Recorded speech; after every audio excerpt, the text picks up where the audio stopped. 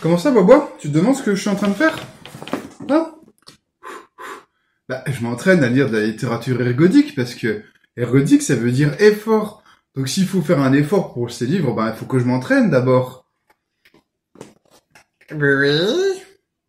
Salut, messieurs, mesdames, personnes non binaires. Tu l'as bien compris, on fait une fois n'est pas coutume, une vidéo en 2 volumes sur la littérature ergodique, puisque la semaine dernière, j'ai passé 3 quarts d'heure à t'en parler et j'ai même pas fini. Donc, deuxième et j'espère dernier volet au sujet de cette façon d'écrire de la fiction qui va te péter la tête, je l'espère, quoi.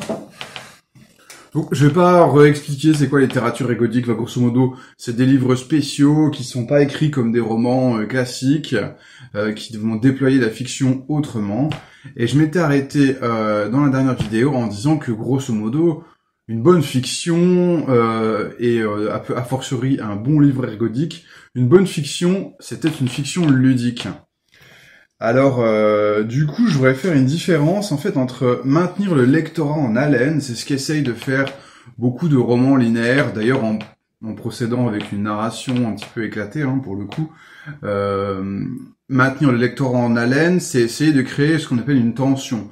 Et donc, il y a un livre de Raphaël Boroni qui explique c'est quoi la tension littéraire. C'est le truc qui fait que certains bouquins sont des page-turners, qu'on n'arrive pas à les poser, et qu'on doit continuer à les lire jusqu'à la fin, parce qu'on est trop captivé par l'histoire.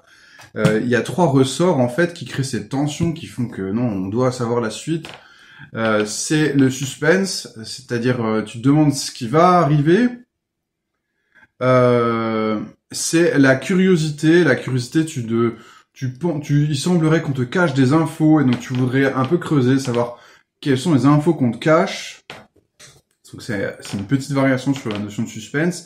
Et on a la surprise. C'est quand en fait un événement te saute à la gueule qui n'avait pas tellement été prévenu en fait par la narration qui précède, quoi. Donc un twist, enfin quelque chose qui vient rebattre les cartes et tout. Donc c'est ces 3 éléments qui maintiennent le lectorat en haleine, quoi, et qui généralement, comme je disais, t'obligent à recourir souvent à une narration avec des flashbacks, des flash-forwards. C'est pas obligé, mais on va quand même souvent trouver comme outil de tension narrative le fait de ne pas raconter les choses dans l'ordre, parce que tu veux cacher des informations, mais en même temps tu veux les distiller et tout.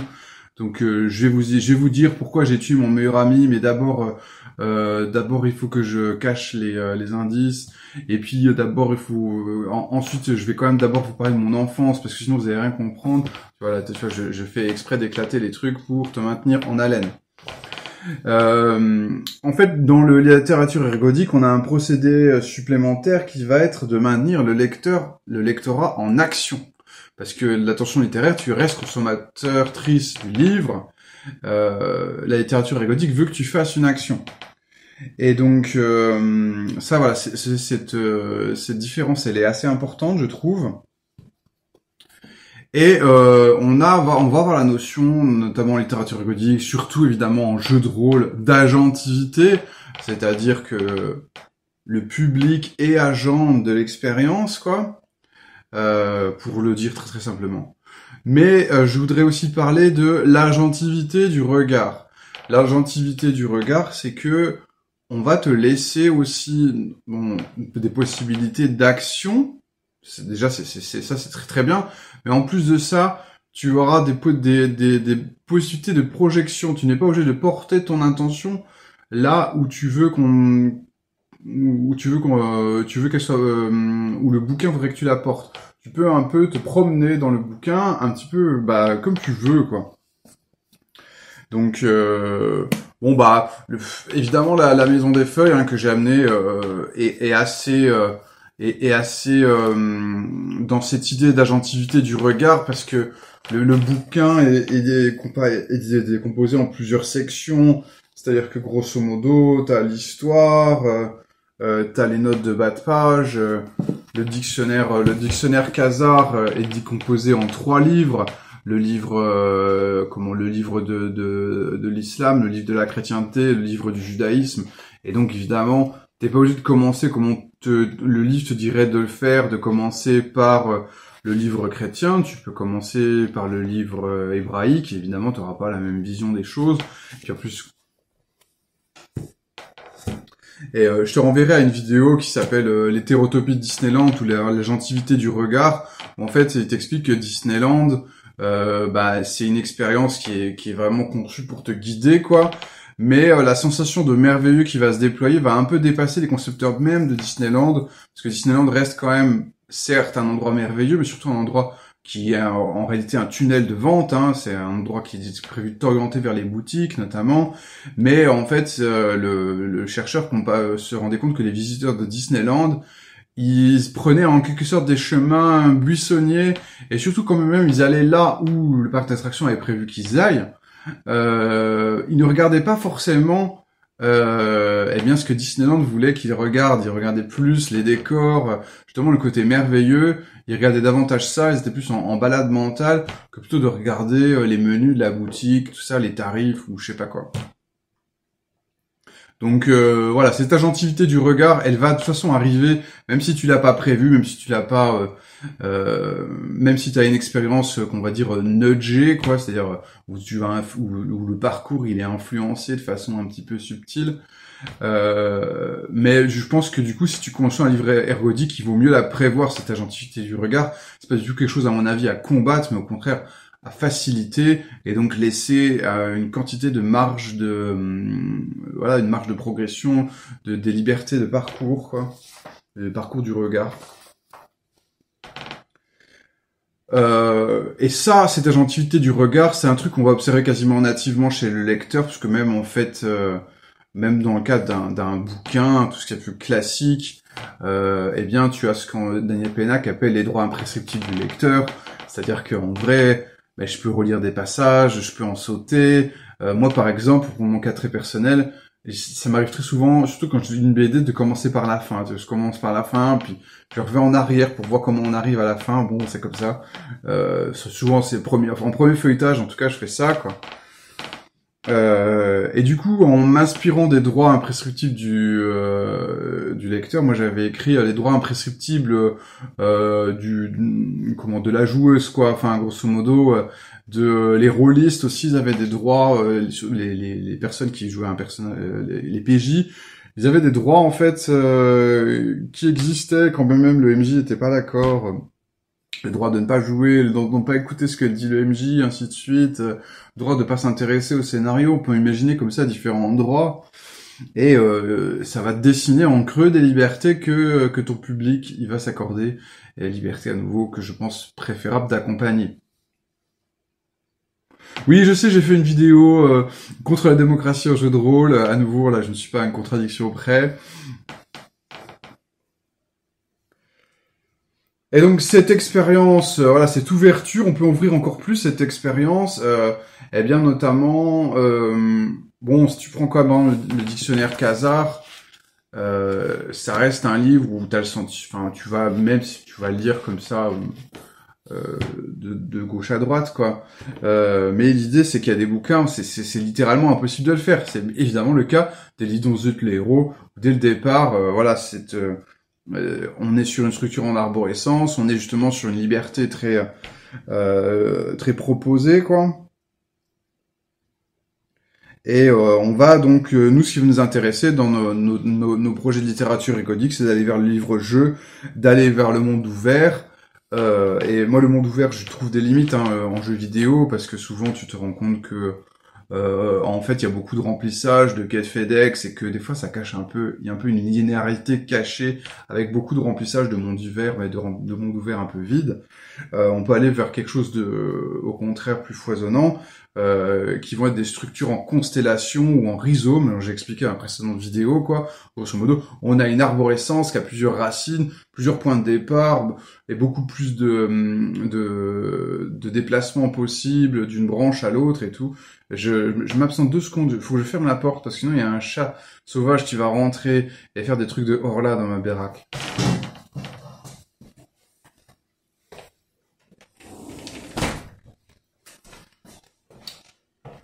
Voilà. Donc évidemment cette approche en rhizome, on l'a par exemple dans Biomasse.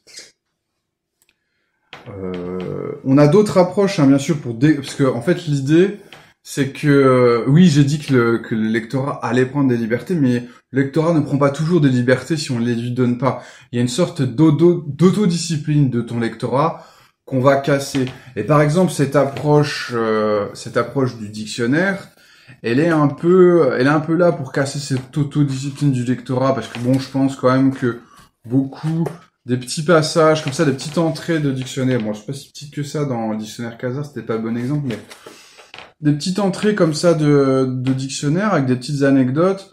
Bon, c'est vrai quand même que tu vas être tenté de lire un petit peu, de feuilleter un peu pionnier, prendre un truc là, un truc là. Mais cependant, quand bien même tu serais justement autodiscipliné et que tu lirais dictionnaire Casa de gauche à droite, dans le sens où c'est écrit, bah par contre la fiction qu'il y a dans le dictionnaire Casa, si on peut parler encore de fiction, eh bien elle est totalement éclatée entre les différentes entrées du dictionnaire, quoi. C'est-à-dire que le fait qu'il y a un découpage par ordre alphabétique et non pas par ordre chronologique, par ordre sémantique ou par ordre logique, eh bien voilà, ça va de base complètement décomposer, déstructurer l'histoire que tu vas découvrir de façon très très éclatée, parce que t'as eu le malheur justement de la lire de gauche à droite. Et généralement, c'est des bouquins où si on veut retrouver la vraie histoire, la vraie version, il faut refaire un montage, remonter complètement dans un autre sens. Il y a souvent des théories sur dans quel sens il faudrait lire tel bouquin, tu vois.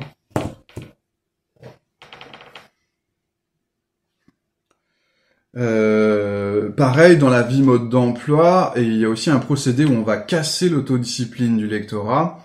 Donc la vie mode d'emploi, je t'en ai déjà parlé via les vidéos précédentes, mais grosso modo, c'est un roman qui va décrire les pièces d'un immeuble, et il y a un plan de l'immeuble à la fin du bouquin, et en fait, il aurait pu décrire un peu les pièces dans l'ordre, c'est-à-dire on commence par les pièces du rez-de-chaussée, on fait tout un appartement, ensuite on fait le couloir, ensuite on fait un autre appartement, pièce par pièce, tac tac tac, et puis on monte les étages.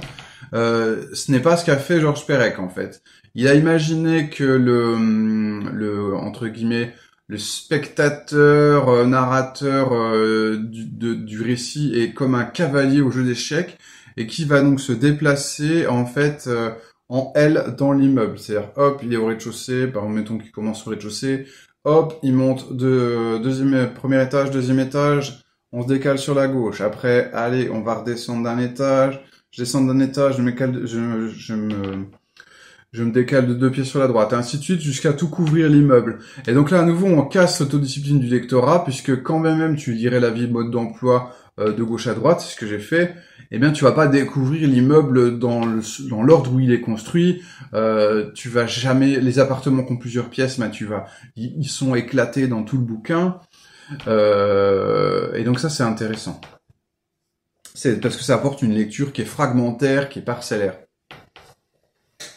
Alors, tu l'as un peu compris, ce binôme de vidéos, c'était à la fois quelque chose pour parler avec toi de littérature ergodique, mais pourquoi pas, parce que tu sais qu'ici on aime bien la création, pourquoi pas se donner des billes ensemble pour créer nous-mêmes des livres ergodiques. Donc, je pense avoir essayé de donner des conseils dans tout ce que j'ai dit précédemment, mais là on va vraiment rentrer dans la partie où très très clairement, très explicitement, je donne des conseils pour créer des livres ergodiques. Des conseils, voilà, avec toute la modestie qui convient, bien sûr. Donc, comment on peut créer un livre ergodique, un ouvrage ergodique, une expérience ergodique? Tu bouffes l'écran, petit lapin crétin, on ne voit que toi? Eh bien, oui. Eh bien, on va commencer par le jeu formel. Ça me paraît important de sortir de la structure qu'on a dans un roman où tout est écrit, la même taille de police, il n'y a pas d'italique, pas de gras et tout. Voilà. Pour aller vers quelque chose de beaucoup plus ludique au niveau de la forme. Et donc, par exemple, ça commence avec les polices d'écriture. Moi, j'aime bien ce que font souvent les romans Minecraft. En voici, hein, il y en a plein d'autres. Hein, où il y a beaucoup de jeux, voilà, de jeux formels. Bah, déjà, tu vois une petite structure parcheminée. C'est très ludique, parcheminé à façon Minecraft, donc parchemin pixel bien sûr. Donc on est immergé dans l'univers par le jeu formel avec des jeux sur les polices, sur les titres, tu vois. Donc on va alternance entre polices plus ou moins manuscrites, où il y a des surlignés à la main, parce que là, je trouve que c'est un carnet de bord, quoi. On va souligner à la main. Même des jeux formels, parce que c'est un ado qui écrit, donc il écrit A+, avec un plus, tu vois. Et puis on a des encadrés, là par exemple, c'est son carnet d'évaluation. En fait, en gros, c'est sa fiche de personnage. On voit évoluer la fiche de personnage, donc on a un côté ludique qui est extrêmement présent. Bon, plus quelques illustrations par-ci par-là, quoi. Donc on est sur quelque chose de beaucoup... voilà, en règle générale, je pense qu'il faut beaucoup s'inspirer de la littérature jeunesse pour concevoir un livre ergodique, quand même il sera à destination des adultes, parce que le jeu formel y est très présent. Bon, je t'ai montré avec la maison des feuilles, on peut jouer avec les notes de bas de page. Ah oui, attends, ne bouge pas, je vais te chercher Mindjammer, parce qu'il y a pas mal de jeux formels dedans.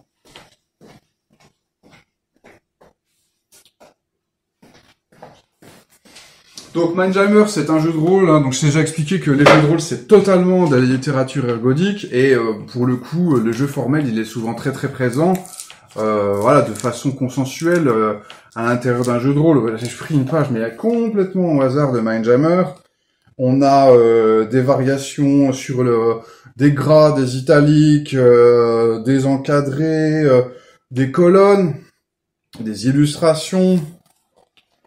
Donc, c'est quelque chose qui va finalement totalement éclater la lecture. On peut trouver ça peu ergonomique, mais par contre, je pense que ça participe nettement de dimulation, de l'entrée dans une encyclopédie d'univers et aussi on va dire des différents niveaux de lecture qu'on peut avoir, quoi, des différents niveaux de narration. Qui sont présents, quoi. Bon, je m'étends pas là-dessus parce que bon bah si tu écoutes cette scène, très probablement tu connais beaucoup de jeux de rôle, donc t'as une idée de comment se présenter à l'intérieur. Hein. Mais voilà, même pour un livre ergodique non rôliste, je pense que les jeux de rôle sont une assez bonne source d'inspiration, quoi. Ce que j'aime bien, par exemple, dans les mangas Pokémon, il y a beaucoup de mangas qui font ça, mais Pokémon le font vraiment beaucoup. C'est le côté dossier à la fin. On a des dossiers qui présentent différentes informations, qui récapitulent ce qui était présent dans la fiction. Donc là, j'aime beaucoup. En plus, il y a le côté couche de fiction, parce que c'est mis information à destination de la presse, parce qu'en fait, ce tome-là, il se passe pendant des compétitions qui sont très couvertes par les journalistes. Donc information à destination de la presse, mais c'est aussi des informations à destination du lectorat, quoi. Règles spéciales, palace de combat, action des dresseurs lors du conflit, regardez changer. On change à nouveau de couche d'information parce qu'on en passe dans le côté ludique, puisque donc les mangas Pokémon, bah ils sont inspirés des jeux vidéo Pokémon, et on sent qu'en fait on te présente des défis ludiques qui existent dans le jeu. J'ai jamais joué aux jeux vidéo. Mais bon, je suis à peu près certain que ça reprend beaucoup de codes du jeu vidéo. J'ai vu ça saluer les mangas Pokémon comme étant des fictions extrêmement ludiques et t'immergeant beaucoup dans l'ambiance du jeu vidéo, tout en rajoutant des enjeux narratifs qui sont peut-être absents ou sous-développés dans le jeu vidéo. Hein. Donc pour le coup, quand je dis que une bonne fiction est forcément une fiction ludique, eh bien oui, les mangas Pokémon, je te conseille parce que ça... justement, ce sont de parfaites fictions ludiques. Tout est fait, tu vas lire un combat et tout, tu as vraiment l'impression que qu'ils sont en train de jouer aux jeux vidéo, qu'ils font des trucs qui pourraient exister dans le jeu, mais en plus t'as la couche de narration, d'implication des personnages derrière, qui rajoute de l'intérêt supplémentaire, bien sûr. Information à destination de la presse, et puis donc tu vas avoir des feuilles descriptives de certains Pokémon avec leurs caractéristiques. Tu vas avoir la description des différents dresseurs de Pokémon, avec éventuellement qu'est-ce qu'ils ont comme Pokémon dans leur deck et tout. Enfin voilà. Donc ça, ce côté dossier me paraît aussi très important. On va la mettre dans un livre ergodique. Et notamment si tu veux un peu empiler les strates de fiction. Donc tu peux mettre des feuilles de personnages. J'ai vu ça, des mangas qui mettaient des feuilles de personnages. Peut-être qu'il existait un jeu vidéo ou peut-être que ça s'est jamais fait. Je pense qu'il y a des mangas qui mettent vraiment des feuilles de personnages type jeu de rôle dans leur manga, alors que le jeu de rôle n'existe pas, mais que ça participe d'un truc, voilà, de créer une couche de fiction, ou c'est peut-être l'approche transmédiatique que les japonaises ont un peu plus que nous, je sais pas. Tu peux mettre des cartes, des plans, voilà, des descriptions des arènes. Et quand je dis jeu formel, ça veut aussi dire qu'un livre ergodique n'est pas forcément un livre. Je t'ai amené le Story Engine, ce petit jeu de création d'histoire. Hein. Bon, il y a toute une gamme maintenant, tu crées des univers et compagnie. Je l'ai pas en ma possession, mais ce jeu de cartes, on peut imaginer que c'est quelque part une sorte de roman ergodique qui est éclaté dans un jeu de cartes avec des cartes qui sont dédiées aux personnages, avec des petits adjectifs pour les définir, des cartes qui sont liées à leur quête, et ainsi de suite, des cartes liées à l'adversité qui va s'opposer à eux, et donc il y a une sorte de roman monde, de roman fresque qui se dessine à l'intérieur d'un deck de Story Engine, quoi.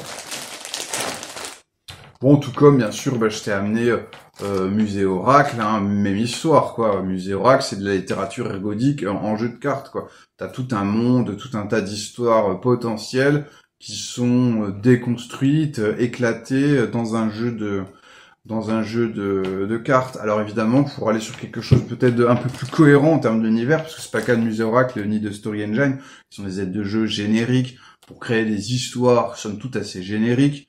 Donc il n'y a pas vraiment d'univers ni dans l'un ni dans l'autre, c'est à toi de les plaquer sur ton univers préféré. Bon, évidemment, Nervure, ça pourrait être de la littérature ergodique consacrée à Milvaux, donc pour le coup on a un univers vraiment typique, et éclaté à nouveau sous forme de jeu de cartes avec des personnages sur chaque carte, et puis derrière plein de choses, le temps qu'il fait, des détails de description, des monstres, des petites scénettes, des questions, des souvenirs, des éléments de deep lore, donc tout ça est bien sûr éclaté sur chaque carte, quoi. Donc ça, évidemment, c'est l'étape numéro 2 du jeu formel, c'est de prendre un livre et de l'éclater sous forme de jeu de cartes, mais pourquoi pas, de jeux plateau, on y vient, enfin, si tu veux, tiens, je vais l'amener, hein.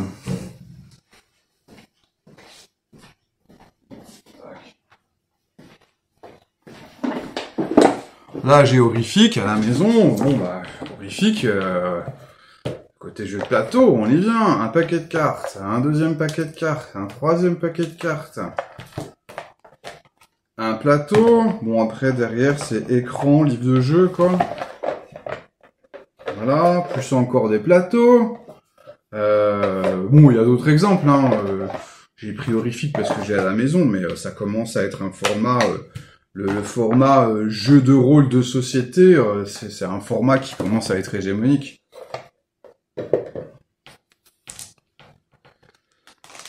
Voilà, bien sûr, du coup, un livre ergodique peut être en fait un jeu vidéo, quoi. Et on en revient à cette notion de cybertexte développée par l'inventeur aussi du terme littérature ergodique. Le jeu vidéo entre guillemets narratif étant un cybertexte avec une narration qui va être éclaté en fait dans un jeu vidéo, quoi. Mais ça peut être aussi un site internet, ça peut être une appli, donc Biomasse par exemple, c'est une appli en fait. Il y aura un format livre, mais ça va être aussi un format appli. Là je suis en train de coder en HTML. Nervure que je t'ai montré tout à l'heure, tu vas le trouver sur Chartopia, donc sous forme de site internet, voilà. Donc en fait, on peut oublier ce terme de livre ergodique pour parler plus largement d'expérience ergodique. Donc c'est une expérience immersive, narrative, qui requiert une action en fait de la part du public. Et donc Carole Lipsick parle en fait, j'utilise le terme expérience ergodique pour faire le lien avec ce qu'on a expliqué, mais Carole Lipsick parle de récits variables.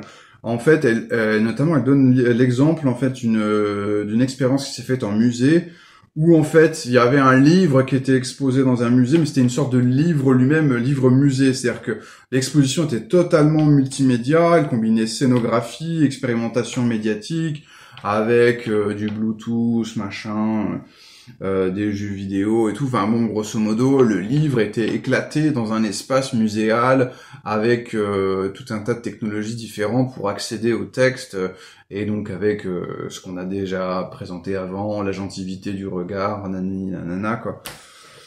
Et bon bah c'est ce principe d'expérience ergodique et d'expérience immersive. On peut bien sûr le développer vers le GN ou vers le théâtre immersif quoi. Si on prend les escape rooms, voilà, qui commencent à être bien connus maintenant, ben les escape rooms ou les parcs d'attractions, ce sont en fait des lieux ergodiques quoi. Voilà, c'est-à-dire entre guillemets des expériences immersives, mais qui nécessitent quand même une certaine action de ta part. T'es pas juste tu vas dans un endroit et t'es plongé dans une ambiance. Parce que c'est ça l'expérience immersive si on le réduit. Donc l'idée c'est de passer de l'expérience immersive à l'expérience ergodique. On va te demander une certaine action et tout, qui peut généralement aller bien au-delà de juste te déplacer un peu comme tu veux dans l'endroit. Mais on va te demander d'interagir vraiment avec l'endroit, quoi. Et par exemple, pour faire le lien avec le GN et le théâtre immersif, il y a une notion que j'ai développée récemment, que c'est la notion de personnage silhouette. Le personnage silhouette, c'est un personnage que tu vas incarner, parce que tu as un costume, tu as un nom, mais que tu ne vas pas vraiment jouer. C'est-à-dire que tu es présent, mais tu n'es pas impliqué dans l'action, sauf si tu le veux. Ça, c'est le sauf si tu le veux, ça c'est important. C'est-à-dire qu'on t'a pas prévu d'objectif roleplay, les personnages agissants, parce que bon, ce type d'expérience fonctionne pas si tout le monde est personnage silhouette. Il faut forcément des vrais PJ, des personnages qui ont des objectifs, il faut qu'il y ait des personnages qui aient des objectifs qui soient vraiment agissants. Mais les personnages comme ça, silhouettes, peuvent rester en retrait ou à tout moment, en fait, s'investir dans la fiction, avoir une interaction avec un personnage, avec un autre personnage silhouette, ou avoir une interaction avec un personnage agissant. Et voilà, là pour le coup, on passe de une expérience qui fait beaucoup de théâtre immersif à plutôt presque quelque part du théâtre ergodique, si tu peux me permettre cette horrible expression. Et pourquoi faire de l'ergodique? En fait, pourquoi pas faire du linéaire? Eh bien, parce que des fois, ça permet de conférer un surcroît de puissance à un sujet un petit peu rebattu. Si je prends par exemple la Maison des Feuilles, le sujet en lui-même de la Maison des Feuilles, il est relativement anodin. Enfin, c'est-à-dire qu'il a déjà été traité de façon intéressante, entre guillemets, satisfaisante. Par exemple, dans la maison, en fait, c'est le thème de la maison quantique. Une maison qui a une géométrie non euclidienne, qui ouvre sur d'autres dimensions, ceci, cela. Ça a été traité dans La Maison de la Sorcière de H.P. Lovecraft. Ça a été traité aussi dans La Maison Biscornue. Je ne sais plus qui a écrit La Maison Biscornue. Mais là, l'intérêt, c'est que on va donner à ce récit de maison euclidienne, le récit en lui-même a une structure non euclidienne. Et c'est ça qui est intéressant, c'est qu'en fait, sa forme, un peu fractale, est tout à fait adaptée à sa thématique. Alors, je poursuis sur... j'aimerais bien qu'on s'arrête à 45 minutes, je sais pas si ça va être possible.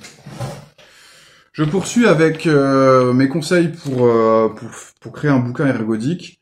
Ma proposition, ça va être de diégétiser, ou pour utiliser un terme un peu moins barbare, fictionnaliser tous les aspects mécaniques. Ça, c'est important, notamment si tu fais un jeu de rôle, où tous les aspects mécaniques ou les aspects métatextuels, le fait qu'on fasse référence à d'autres œuvres existantes, ainsi de suite, à aller, ou genre mettre des trucs comme aller sur mon site internet, tout ça.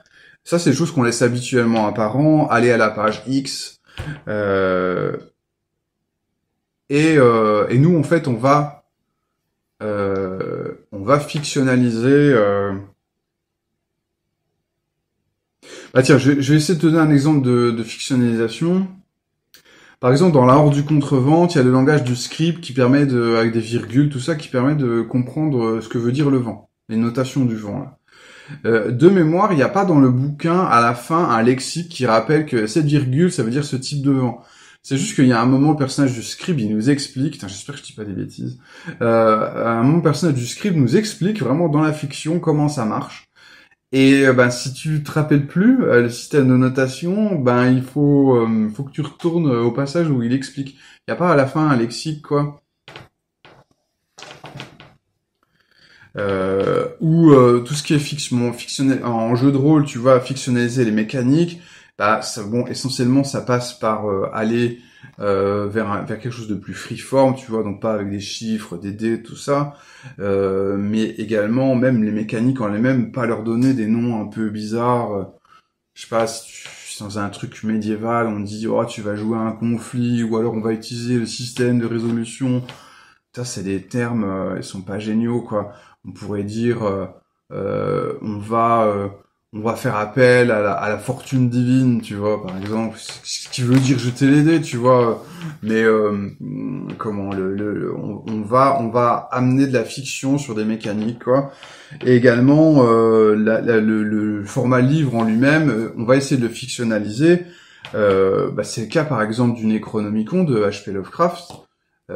Qui apparaît, je crois, dans une nouvelle qui s'appelle le Necronomicon, je crois que c'est ça, et où en fait, il t'explique c'est quoi l'histoire de ce livre maudit, toute l'histoire de son rédacteur, là, Abdullah Azred, ainsi de suite, et une fois que le bouquin a été écrit, il a transité par quelle bibliothèque jusqu'à nos jours et tout, qui l'a copié, dans quel monastère médiéval et tout.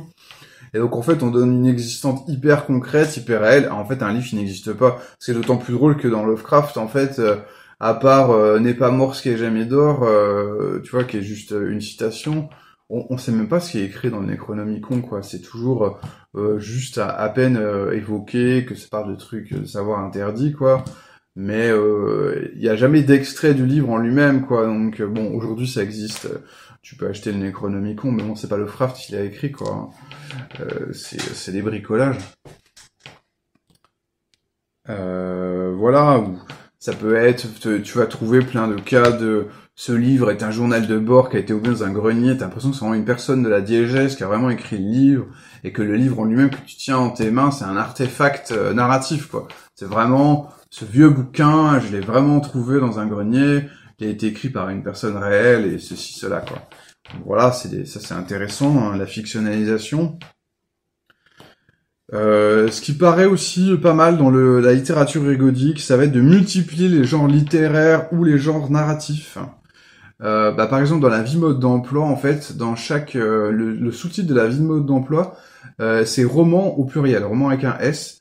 Et en fait, dans chaque appartement, dans chaque pièce, il va adopter un style littéraire ou un genre narratif différent. Donc en fait, grosso modo, t'as des trucs, des histoires un peu dramatiques, tu as des histoires de sectes complètement millénaristes, t'as des histoires d'amour, t'as des histoires d'exploration dignes de pulp, des histoires dignes de romans policiers, et à nouveau le style varie aussi d'une pièce à l'autre. Il me semble que c'est également ce que fait le roman Ulysses de James Joyce, où grosso modo à chaque chapitre il change de style littéraire, quoi. Et donc, on va essayer de mettre l'accent sur le côté fresque en mélangeant les genres littéraires, les genres narratifs. Ça va créer une impression de monde, justement. Donc, je te renverrai mon article L'éveil des jeux fresques, hein, pour avoir un plus comment on fait des fresques, justement, aussi en jeu de rôle, quoi, en ayant un mélange des genres, une cohabitation des genres, avec le plus de brassage possible. Autre conseil que je te donnerais, ce serait de cultiver l'ambiguïté, quoi. Bien sûr, la littérature érgodique, elle est là pour révéler, hein. Il y a une partie de ce qu'on appelle l'herméneutique, c'est-à-dire de révéler un peu les choses. Mais il faut qu'il reste des choses cachées. Il faut que quand t'aies fini le bouquin, il reste des mystères. Que l'univers était trop gros pour être croqué, tu vois, en un seul bouquin. Et puis également, l'idée, c'est qu'il faut laisser le champ libre pour le lectorat. Faut laisser de la place pour l'interprétation, pour les théories. Donc je pense qu'il faut cultiver une certaine ambiguïté dans ta façon de rédiger les choses. Je mettrai évidemment un article qui s'appelle L'ambigu, qui parle un petit peu de ça. L'idée, donc, dans les livres ergodiques qui sont, là je vais un petit peu résumer en disant que c'est des livres mondes, eh bien il faut fournir de détails, mais ce qui est important, c'est de ne pas pondérer leur importance, justement. C'est-à-dire que chaque détail est important, même s'il y a plein de détails. Et donc, le no-go, c'est ce que faisait Baldur's Gate 1 et 2. Dans Baldur's Gate 1 et 2, donc c'est exemple à ne pas faire, hein. Bon bah voilà, t'as un pseudo monde ouvert, c'est un jeu des fin des années 90, faut pas trop lui demander, mais c'est une sorte de monde ouvert quand même. Des fois tu vas dans des bibliothèques et tu peux prendre des livres et lire ce qu'il y a dans les livres. Ça c'est super intéressant, je suis pas sûr que c'est le seul jeu qu'il fasse déjà à l'époque, mais c'était très développé dans Baldur's Gate 2, il y a beaucoup de littérature, beaucoup de livres à lire, et en fait, quand t'as fini le jeu, tu te rends compte que ça servait mais vraiment à rien de chez à rien de lire les livres. Les livres c'est juste du lore sur les royaumes oubliés. Mais du lore mort, quoi, c'est-à-dire qui ne sert pas pendant le jeu, quoi. C'est vraiment que des informations de pure, ce qu'on appelle la couleur, quoi. Des informations qui servent à rien, qui sont là pour faire joli, du remplissage, quoi. Et donc je t'ai parlé des mondes ouverts de jeux vidéo aussi avec leurs grands espaces vierges, hein, beaucoup vierges, quoi, vide, quoi. Ouais, c'est super, ouais, je peux me balader dans les collines, je peux aller à gauche, à droite, dans toutes les directions où je veux. Ouais, bon, c'est juste dans les collines, tu peux être dans l'air, mais il y a juste rien, quoi. Et pareil, bon, bah les quêtes FedEx, ouais, il y a plein de quêtes et tout. Tu te rends compte que la plupart des quêtes, elles sont pas importantes. Tu les fais pas, tout le monde s'en fiche. Et puis elles sont pas intéressantes et tout, finalement, tout pointe vers quand même la grosse quête principale qui est le truc intéressant. On a juste mis un peu de gras autour pour les complétistes. Bah, non, nous c'est pas ce qu'on veut pour notre littérature ergodique. On veut qu'il y ait plein de détails. En fait, c'est que des détails. Il y a pas de quête principale en fait. C'est ça qui est important. Il y a pas, je vais répéter. Il y a pas de quête principale. Ok? Je répète encore une fois. Il y a pas de quête principale. Il y en a pas. Il y a que des quêtes secondaires et elles sont toutes importantes. Voilà. C'est du coup je te renvoie un peu vers les bacs à sable du quotidien, qui est une façon, je pense, de créer le jeu de rôle qui est tout à fait dans l'idée que je suis en train de te développer. Il n'y a pas de quête principale, tous les détails sont importants et il y a plein de détails.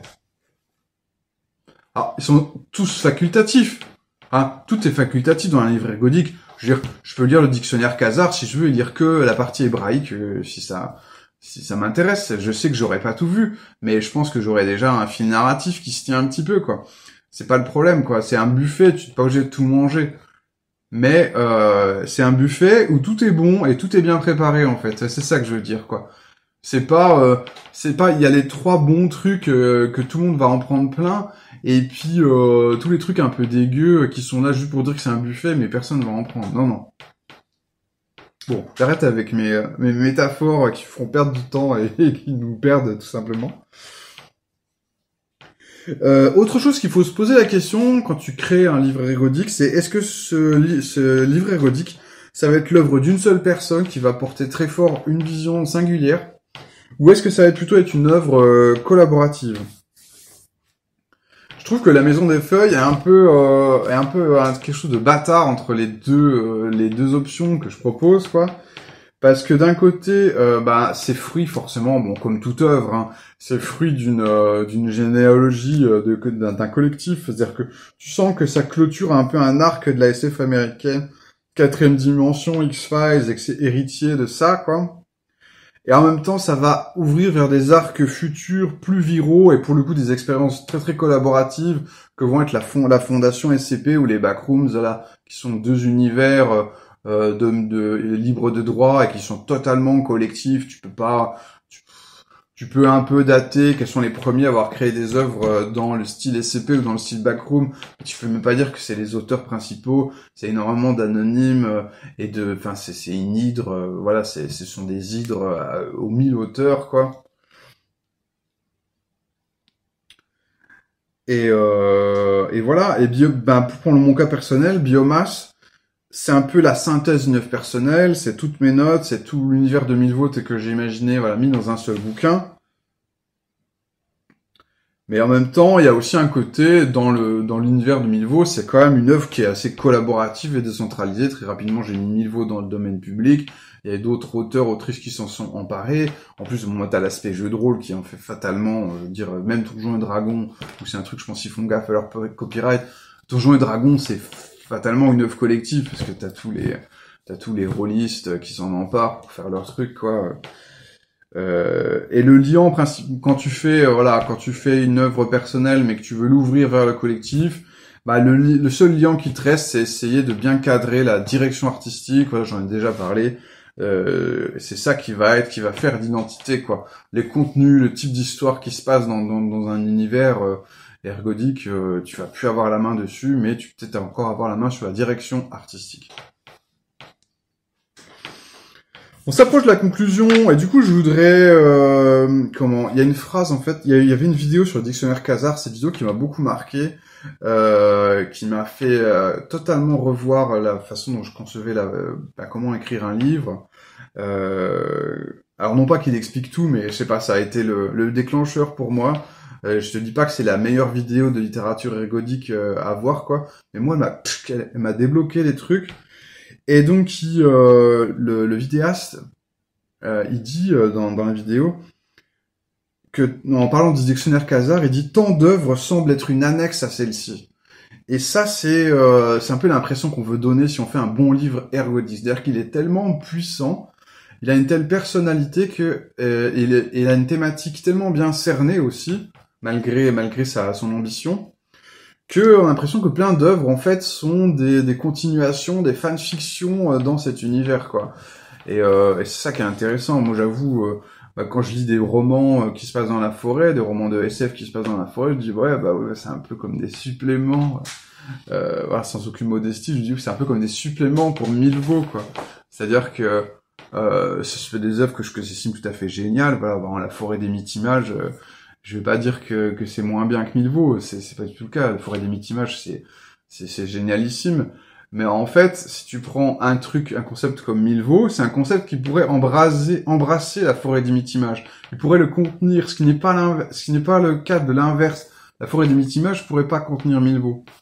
Et donc, ça c'est la puissance, voilà, des plus grands bouquins ergodiques, c'est d'avoir cette capacité à pouvoir absorber beaucoup d'autres œuvres qui auraient la même thématique et qui lui en est une sorte de multivers de ces œuvres-là.